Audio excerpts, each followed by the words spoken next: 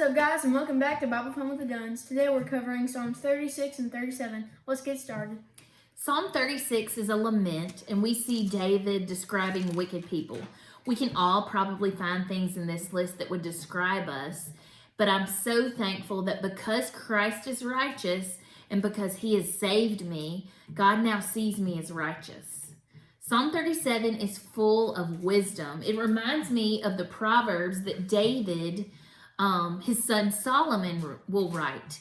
There are so many good nuggets in this chapter, and I bet lots of you found really good takeaways from this chapter.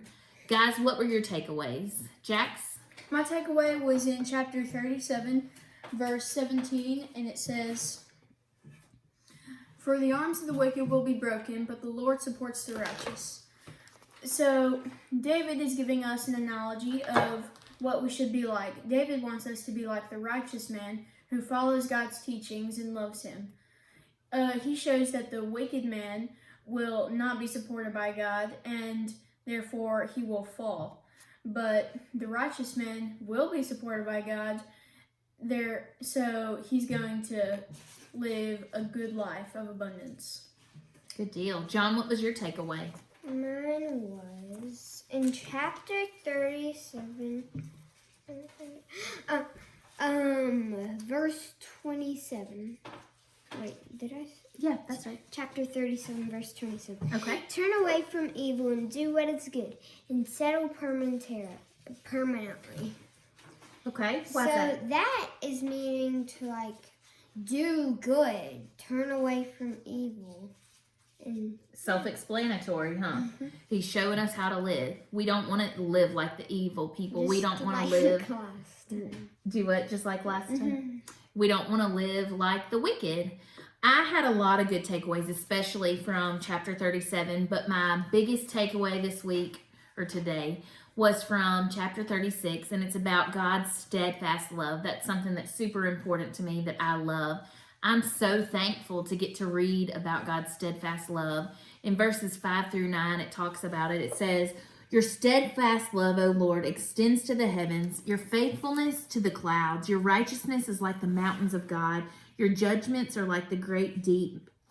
Man and beast you save, O Lord. How precious is your steadfast love, O God," etc. I think that's beautiful. That's really good poetry, first of all. David's a cool songwriter. But I am most thankful that God's love for us does not depend on us. I know that I struggle with being steadfast. I am controlled by my moods. I'm controlled by my emotions. If I wake up one day grouchy, then I may not show people the right love and the right respect. But God's love never changes. There's nothing that we can do to make God love us anymore. He loves us fully. He loves us with all that he is. And then something that's so hopeful, there is nothing that we can do to make God love us any less.